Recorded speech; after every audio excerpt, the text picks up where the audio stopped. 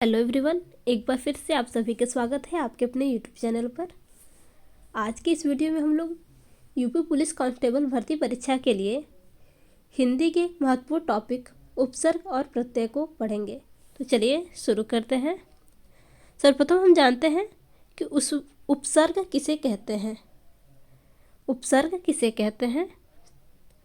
तो उपसर्ग एक ऐसा पूर्व प्रत्यय है जो प्रकृति के आरंभ में जुड़कर एक ऐसे नवीन शब्द का सृजन करता है जो सर्वथा एक नवीन अर्थ का द्योतक बन जाता है। या दूसरे शब्दों में कहें तो उपसर्ग वह शब्दांश है जो किसी अन्य शब्द के प्रारंभ में जुड़कर यानी शब्द के शुरुआत में जुड़कर उस शब्द के अर्थ में विशेषता या परिवर्तन उत्पन्न करते हैं। उपसर्ग को आदि प्रत्यय भी कहा जाता है।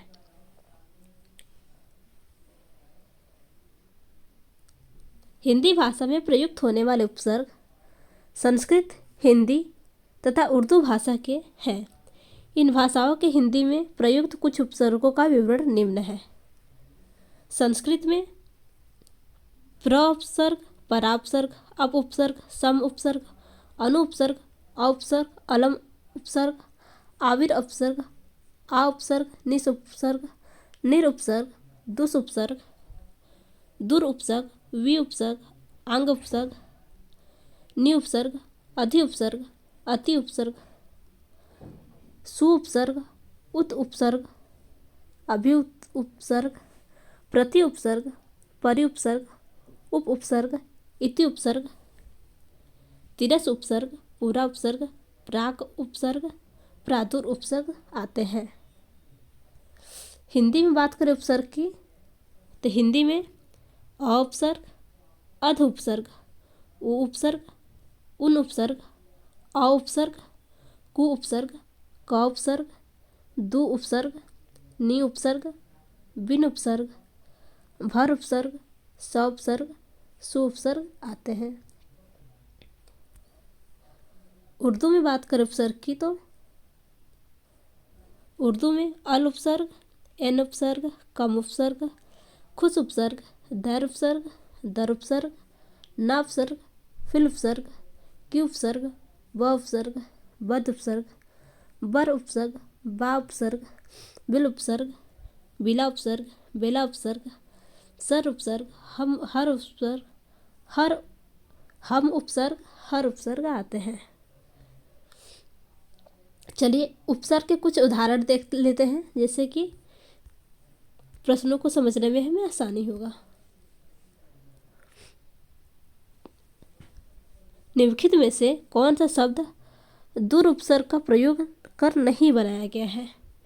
निम्नलिखित में से कौन सा शब्द दुर उपसर्ग के प्रयोग से नहीं बनाया गया है? तो इसका जो आपका करेक्ट ऑप्शन हो जाएगा आपका ऑप्शन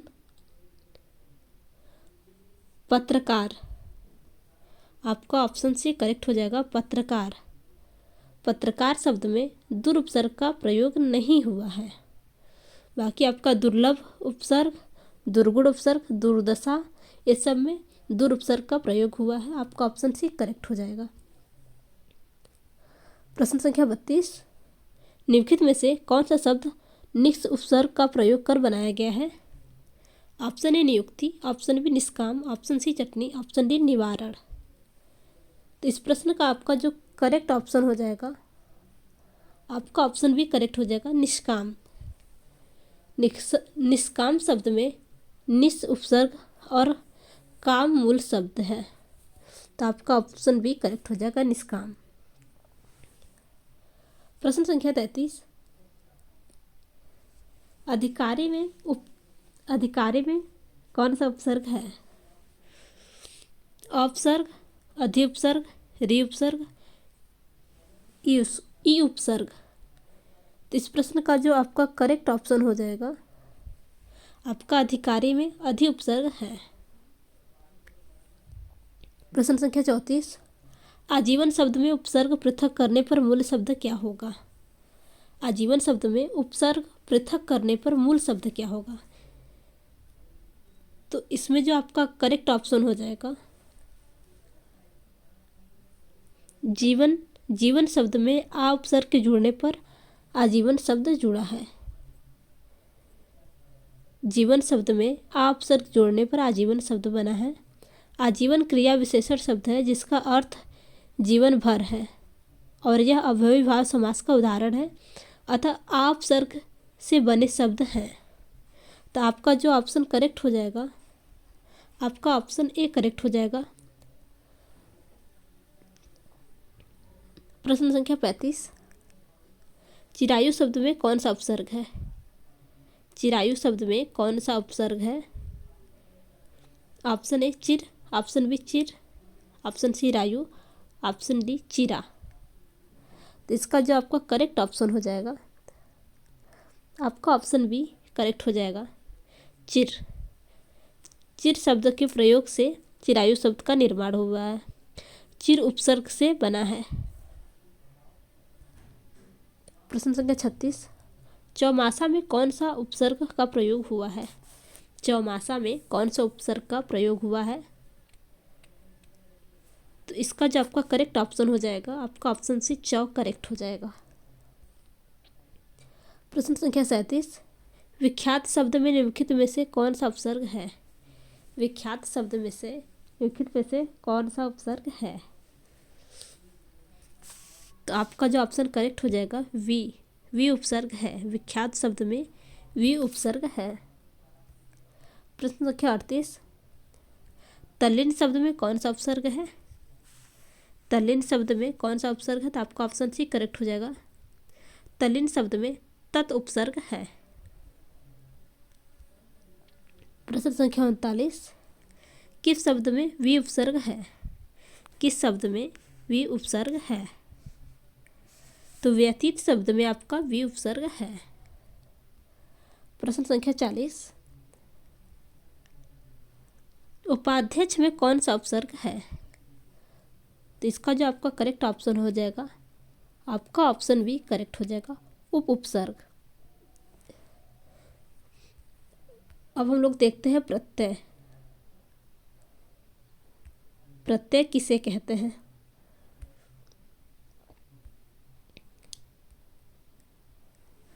प्रत्यय उस शब्दांश को कहते हैं जो किसी शब्द के अंत में जुड़कर, यानी किसी शब्द के लास्ट में जुड़कर शब्द का भिन्न अर्थ प्रकट करता है। यह मूल शब्द के अर्थ में विशेषता ला देता है। जैसे कवि प्लस तत्, इसे कवित्व, गरीब प्लस ई गरीबी, बड़ा प्लस आई यानी बड़ाई, भला प्लस ई भलाई। तो इसमें जो आपका शब्द के लास्ट में जो ई जुड़ा है, भला शब्द में ई जुड़कर भलाई हुआ है, तो आपका ई शब्द प्रत्यय हुआ। जैसे गरीबी में आपका गरीब प्लस ई जुड़ा है, तो इसमें ई आपका प्रत्यय हुआ। चले कुछ उदाहरण से समझते हैं।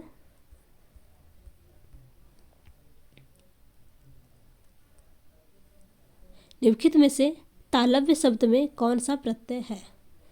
निम्नलिखित में से तालव्य शब्द में कौन सा प्रत्यय है? तो आपका ऑप्शन डी करेक्ट हो जाएगा, यह प्रत्यय। तालव्य शब्द में यह प्रत्यय का प्रयोग हुआ है। यहाँ पर मूल शब्द तालु है। यहाँ पर मूल शब्द तालु एक संज्ञा है जिसमें तद्धित प्रत्यय यह जुड़ने से शब्द बना है। प्रश्न संख्या 42,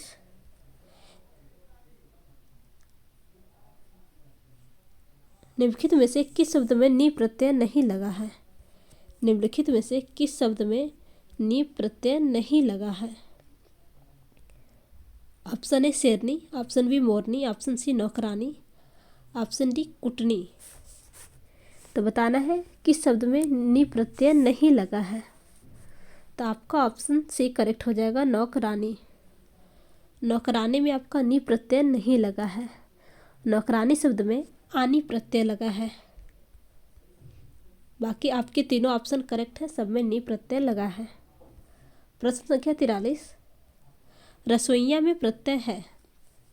आपको बताना है रसोइया में कौन सा प्रत्यय है। तो आपका इया प्रत्यय है। रसोइया इया प्रत्यय है, तो इससे हम लोग लिखेंगे रसो ई और या, रसो प्लस या प्रत्यय इया, रसोइयाँ। अब प्रश्न संख्या 44, किस शब्द में आस प्रत्यय नहीं है? किस शब्द में आस प्रत्यय नहीं है? तो आपका जो ऑप्शन करेक्ट हो जाएगा आभास। आभास में भास प्रत्यय लगा है, इसमें आस प्रत्यय नहीं है, तो आपका ऑप्शन डी करेक्ट हो जाएगा। प्रश्न संख्या 45, पन प्रत्यय का प्रयोग हुआ है। पन प्रत्यय का प्रयोग हुआ है, तो आपका जो ऑप्शन करेक्ट हो जाएगा, आपका ऑप्शन सी करेक्ट हो जाएगा, अपनापन।